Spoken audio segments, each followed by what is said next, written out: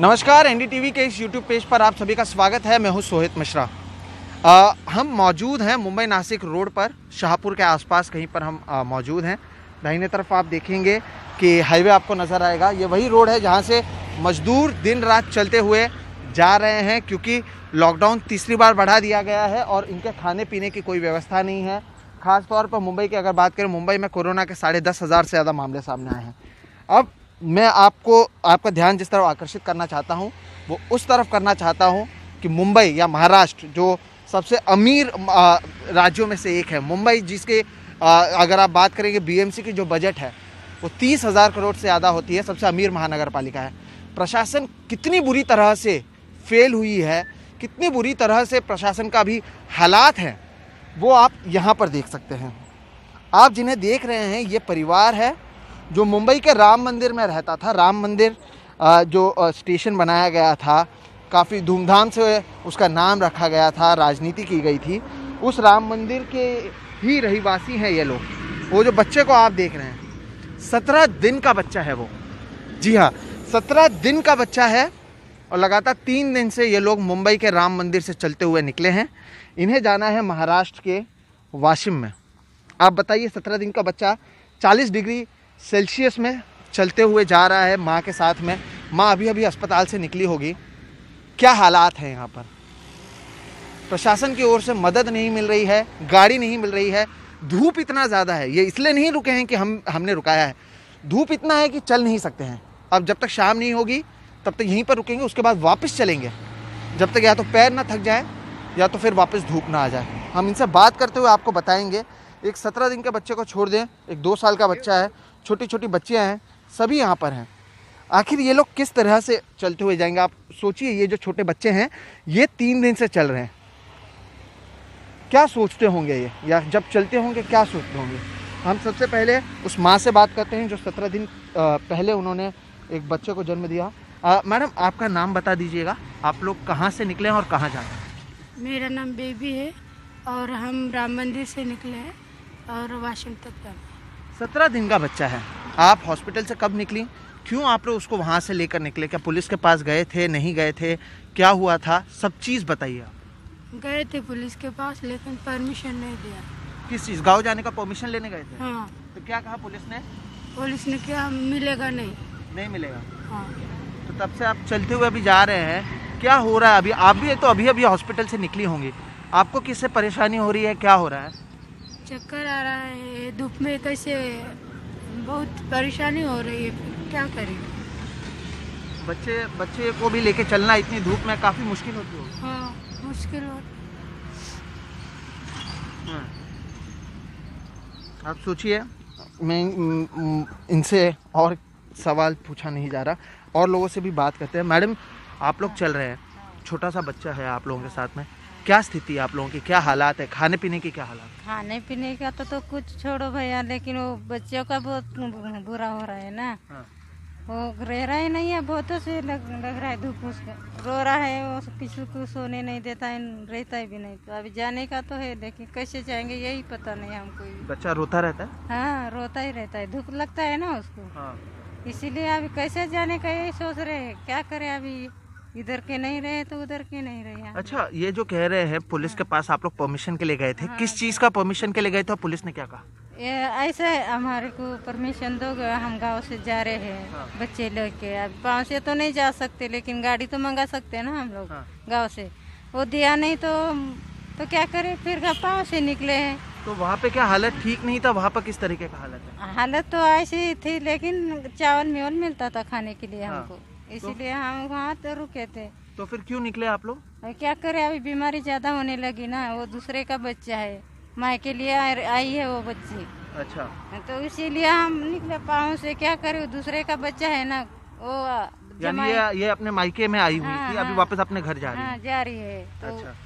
अभी जमाई बोलेगा ना, तुम ले गए मेरे बच्चे को, क्या हुआ करके, इसीलिए हम धाक से ले जा रहे हैं उसको। बिल्कुल, शायद आप में से सब लोग ये बात ना समझ पाए, लेकिन हालात ऐसी ही है कि मुंबई में 10,500 से ज़्यादा कोरोना के मामले हैं।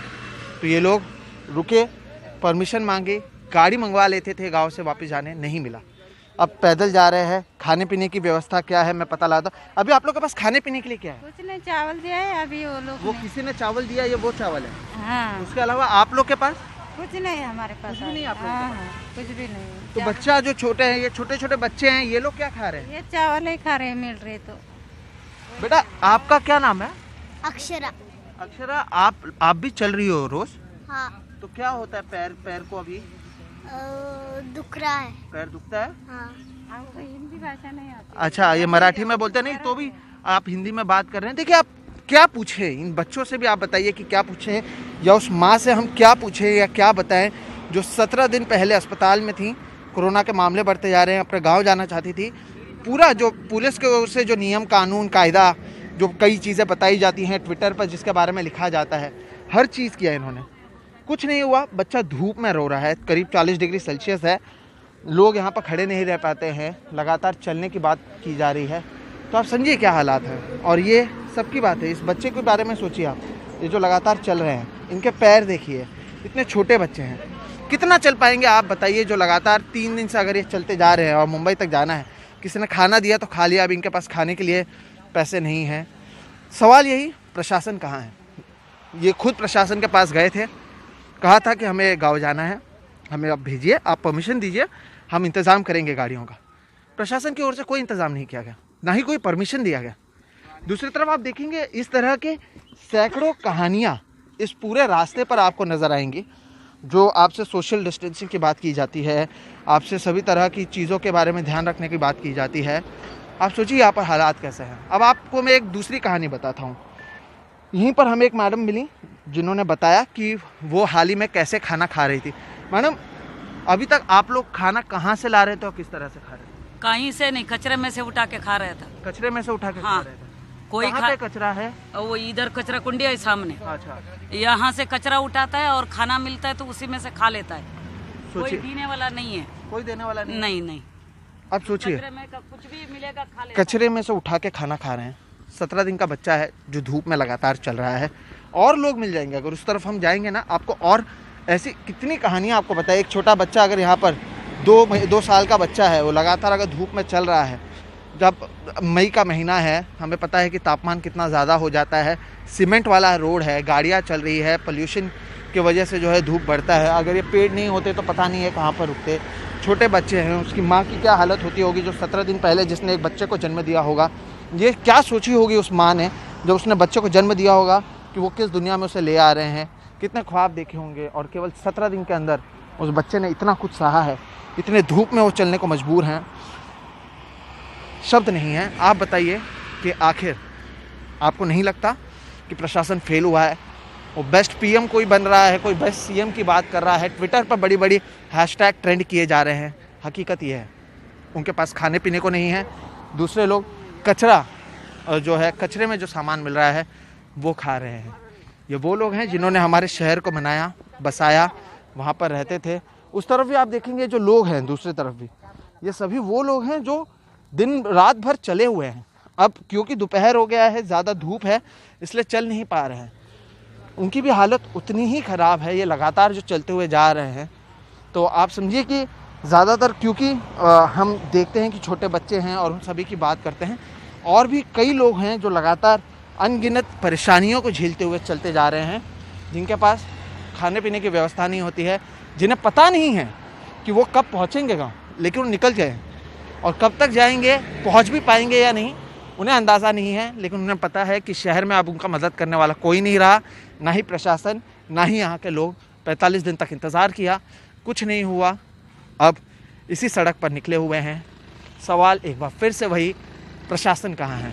क्या प्रशासन की जिम्मेदारी नहीं है उस 17 दिन के बच्चे को संभालने की, जिसने अभी जन्म लिया था इसी मुंबई में, जो रहता राम मंदिर नाम के जगह पर है?